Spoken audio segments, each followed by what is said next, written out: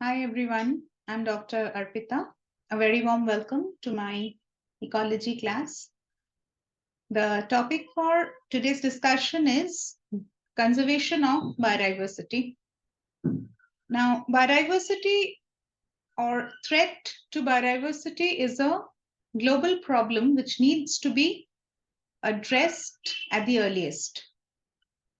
If biodiversity is not conserved, there will be no life on Earth in the near future. It might sound weird, it might sound strange, but the fact is there will be no life on Earth if biodiversity is not conserved today. So today we are going to discuss about the various types of conservation of biodiversity.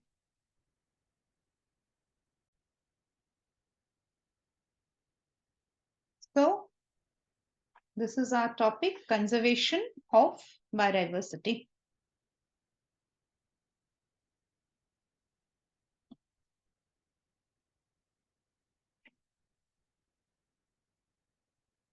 So biodiversity conservation is the protection and management of biodiversity to obtain resources for sustainable development.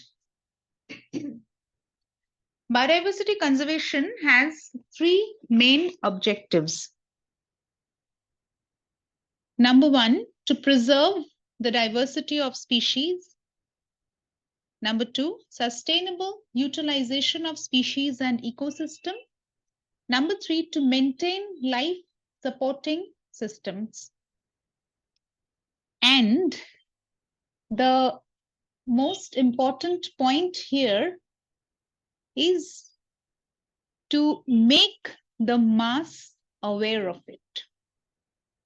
These are certain things which we can start doing as an individual, but until and unless the mass is made aware of it, we cannot progress. But we will concentrate on these three objectives here to preserve the biodiversity or the diversity of species, sustainable utilization, and maintain life supporting systems. If these three objectives are not addressed, it is difficult to move forward. Conservation of biological diversity leads to conservation of essential ecological diversity to preserve the continuity of food chains.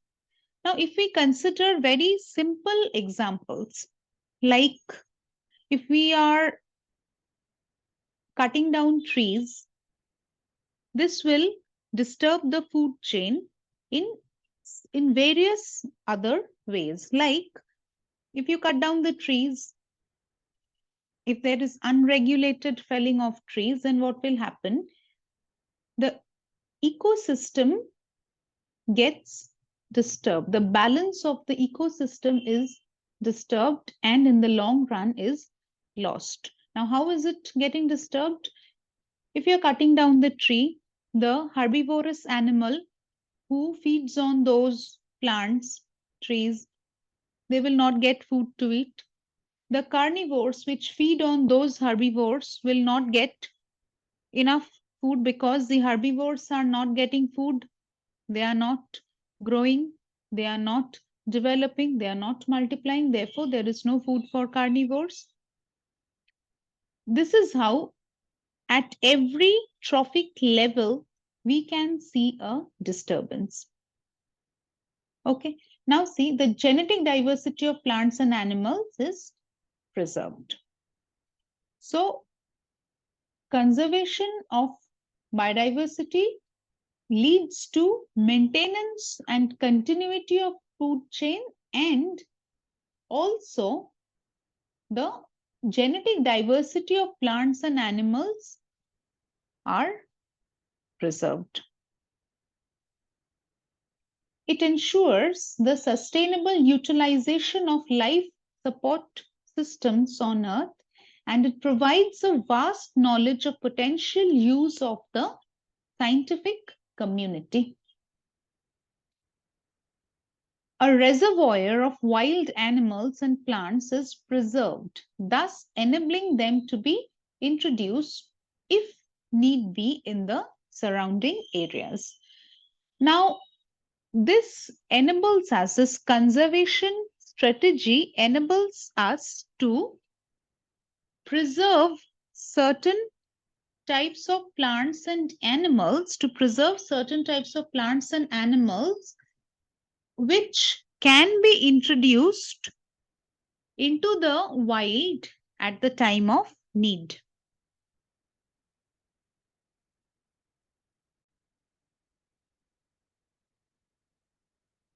Biological diversity provides immediate benefits to the society, such as recreation and tourism. Recreation and tourism means what? Animals can be used for the purpose of earning revenues for the nation, like the animals which are kept safe and protected in the zoo, in the sanctuaries, national parks.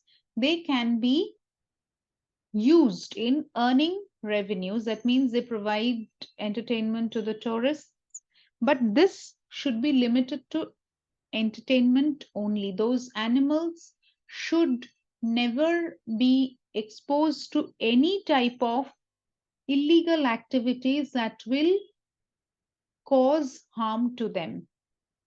This should be kept in mind.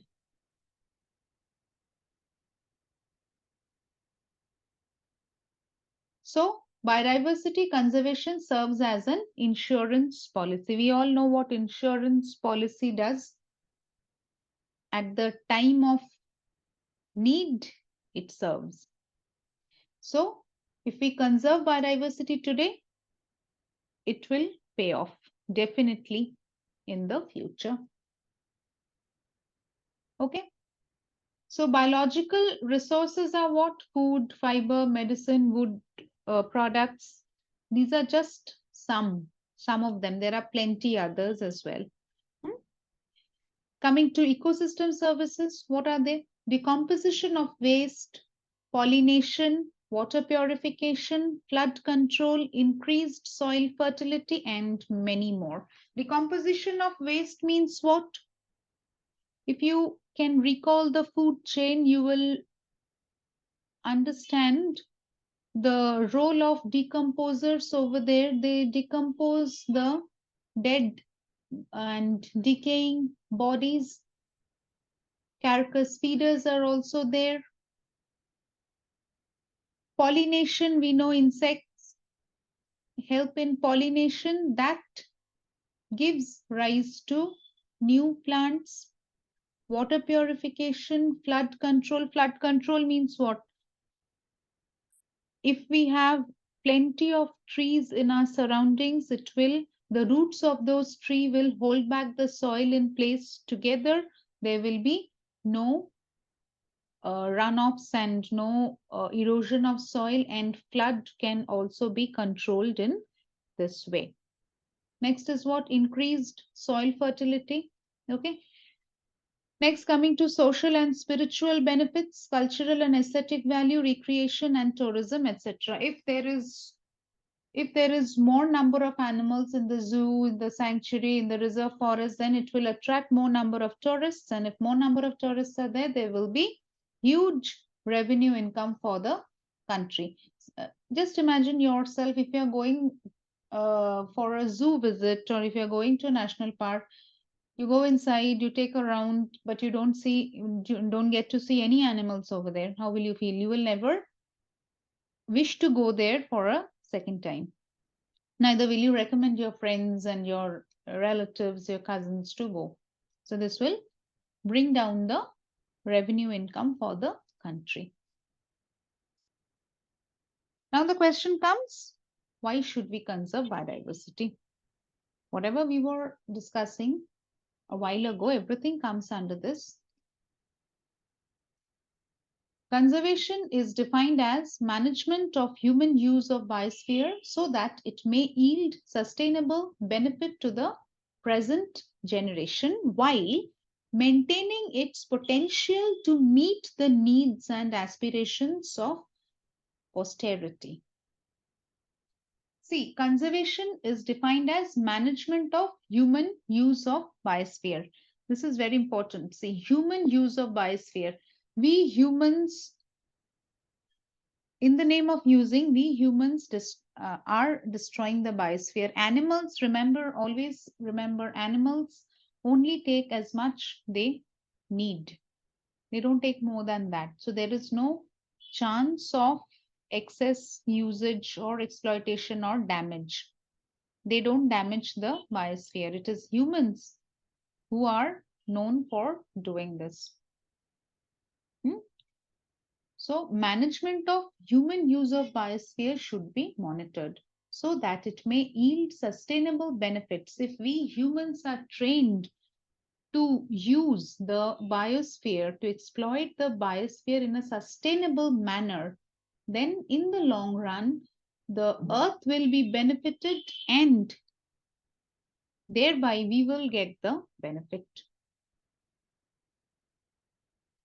And the present generation should be made aware of this at the earliest.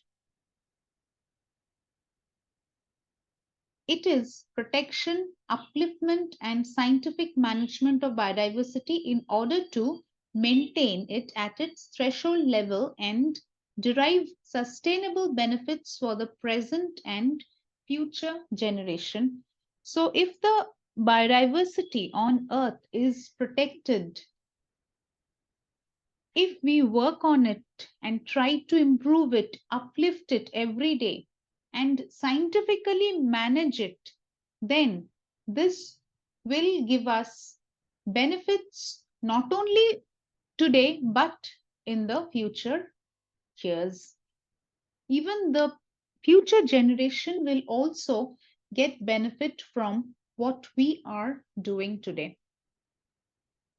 On contrary, if we are destroying the earth, they will have to bear the brunt of it. So, biodiversity conservation is about saving life on Earth in all its forms and keeping natural ecosystem functioning and healthy. Conservation is of two kinds: in situ conservation and ex situ conservation. In situ conservation, the conservation of species in their natural habitats is considered the most appropriate way of conserving biodiversity, while see the ex situ conservation is what? It is conservation off-site. The animals are taken away from their natural habitat and they are conserved there.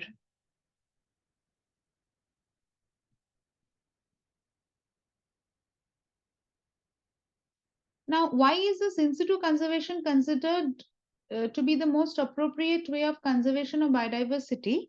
It's because, see, think of yourself. You will be the happiest and safest at your home, at your natural habitat.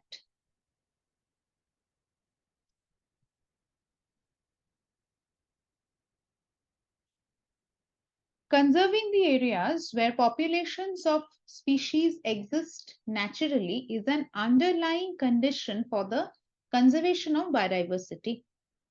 That's why protected areas form a central element of any national strategy to conserve biodiversity.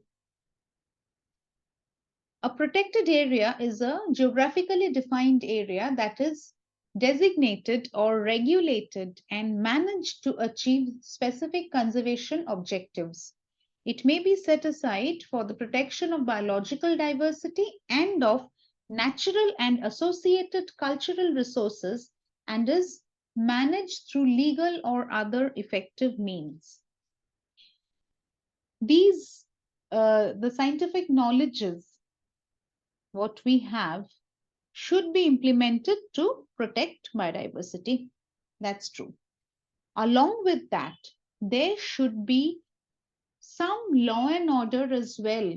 It should be managed through legal or other effective means.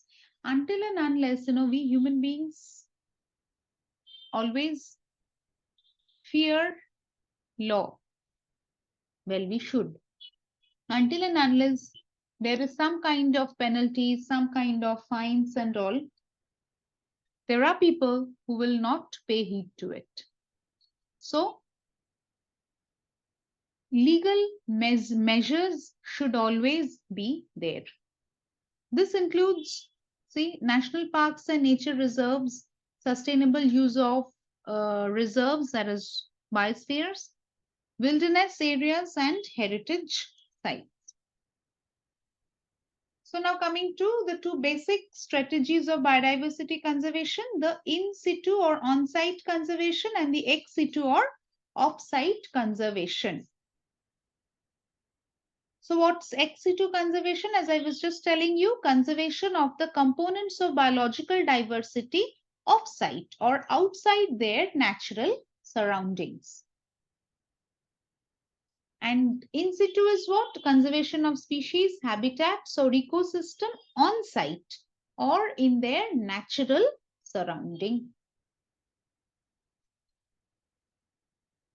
Now in situ conservation, what's happening? Let's take a look. Habitat management, habitat restoration. When we are trying to protect an animal in its natural habitat, two things are a must. The habitat where we are trying to protect, trying to keep the animal, that should be well managed and that should be restored. If that is not restored, how will you be able to rear the animal there? Okay, so certain some examples of this type of conservation is what? Nature reserve. From the word itself you can understand it is natural. National parks, wildlife refuges. See, conservation of biodiversity here, this flow chart shows you well what comes under in situ conservation and what comes under ex situ conservation. In situ conservation includes national park, wildlife sanctuaries, biosphere reserves, and sacred groves. These are not made artificially. There is nothing artificial here. It's maintained scientifically, legally, and the animals and plants are given a natural habitat in which they are born, in which they are adapted. Coming to ex situ conservation, zoological parks, botanical garden, gene banks, and cryopreservation.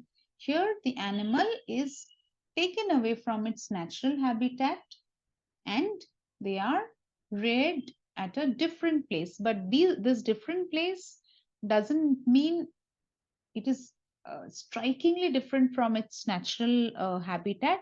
The people in the zoo, they try their level best to give the animals a natural feel. Like, see, you might say then the tigers who are in the cage, what type of natural feel are they getting? They're not getting a natural feel. But in certain zoos, you will see tigers are kept or let free in a particular area, in a confined area. That confined area is not so big, not so huge as a forest, but it is at least better than captivity, better than a cage.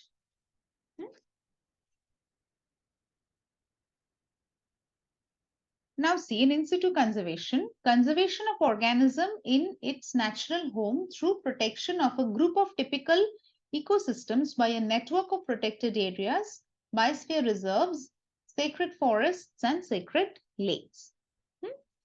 Protected areas are what?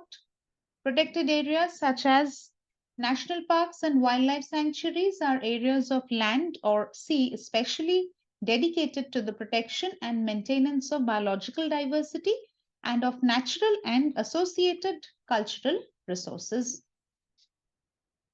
So these protected areas are especially dedicated to what? To the protection and maintenance of biological diversity. Not only protection will help, Along with protection, maintenance is of utmost importance. What's the use if you are protecting something today and you are not doing anything to protect, to maintain this? The animal might feel protected and safe today, but what about that animal tomorrow? So protection and maintenance should go hand in hand in order to in order to successfully conserve biodiversity. There are more than 37,000 protected areas around the world, while India has 612 protected areas, 99 national parks, and 513 wildlife sanctuaries.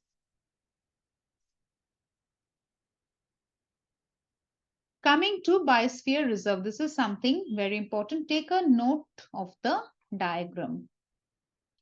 Three different colors are here, which are indicating three different zones. Blue color is the innermost core zone. Green color indicates the buffer zone, and the yellow band indicates the outermost transition zone. Okay.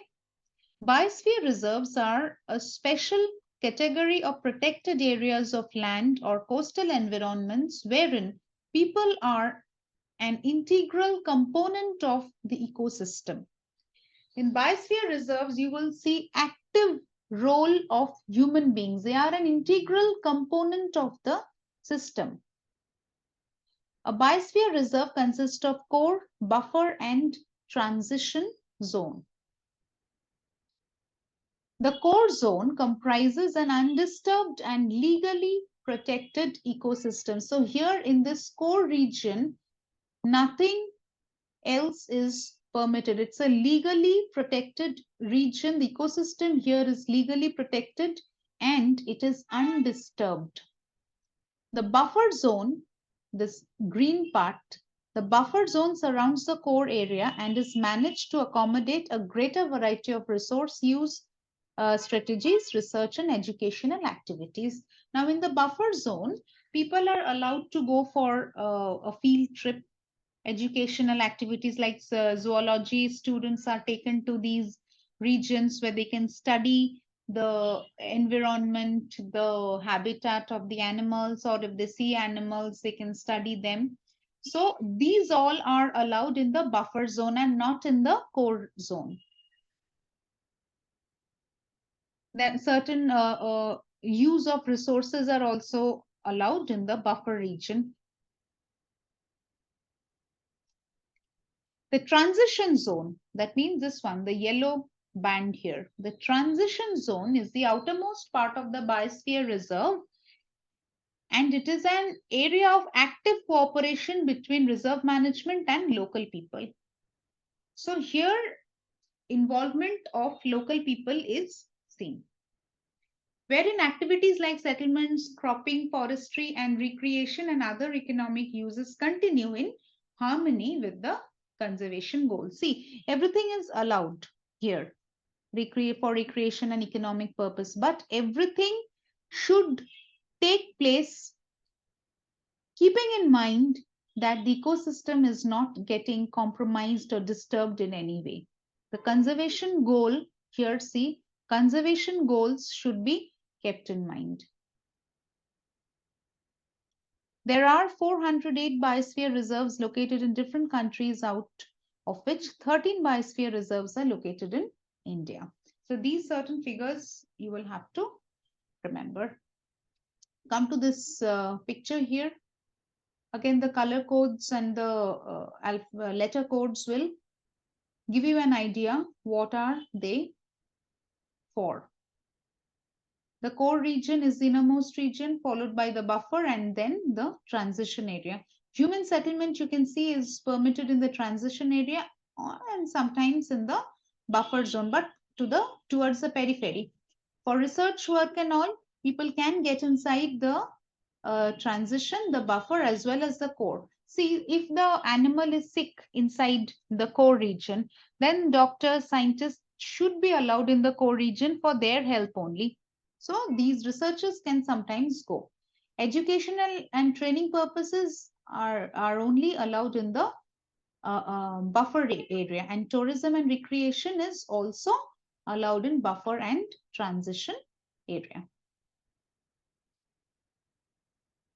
Now, if you take a keen look at this picture, you will see the different biosphere reserves, national park and sanctuaries in the different parts and different states of our country. Now coming to ex situ conservation. Conservation of organisms in botanical gardens, zoos, conservation stands, gene, pollen, seedling, tissue and culture and DNA banks. So this is something away from its natural habitat. There are more than 1,500 botanical gardens in the world containing more than 80,000 species, and many of these now have seed banks, tissue culture facilities, and other ex situ technologies. Now, these things, they serve as our reserve. Reserve in the sense, if there is a wildfire, if there is a flood, or if there is any catastrophic event that is disturbing the natural balance, huge number of trees are destroyed, then these seed banks can serve as our support system. They will give us the seeds which can be sowed, and then those seeds will grow and will give rise to the forest again. Next, similarly, there are more than 800 professionally managed zoos around the world with about 3,000 species of mammals, birds, reptiles, and amphibians. Many of these zoos have well-developed captive breeding programs. Plants and animals conserved in botanical gardens, arboreta, zoos, and aquaria can be used to restore degraded land, reintroduce species into wild, and restock depleted population. As I was telling you, restocking of depleted population is very important. If there is a flood, earthquake, or any type of natural calamity, this will disturb the population. Now, to restock the depleted population, these banks, botanical gardens, arboreta, these all play a very important role. Now, see, these points are something very important and to be kept in mind. India is known for its rich heritage of biodiversity. It is one of the 17 mega diverse countries in the world with 7 to 8% of the world's recorded plant and animal species.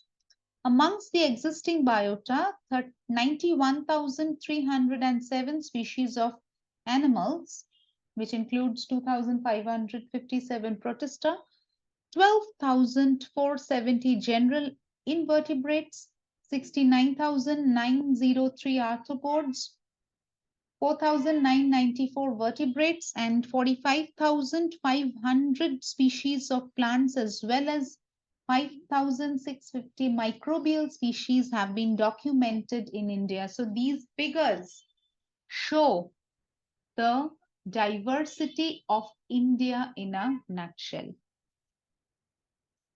About 5,150 plant species and 1,837 animal species are endemic to India. So endemically, India is also so very rich. Its cultural and traditional diversity includes over 550 tribal communities of 227 traditional groups spread over 5,000 forested villages. So this is how we come to an end of our lecture, wherein we got to see how rich our nation is and how rich our Mother Earth is. But that richness will vanish if we are not aware today.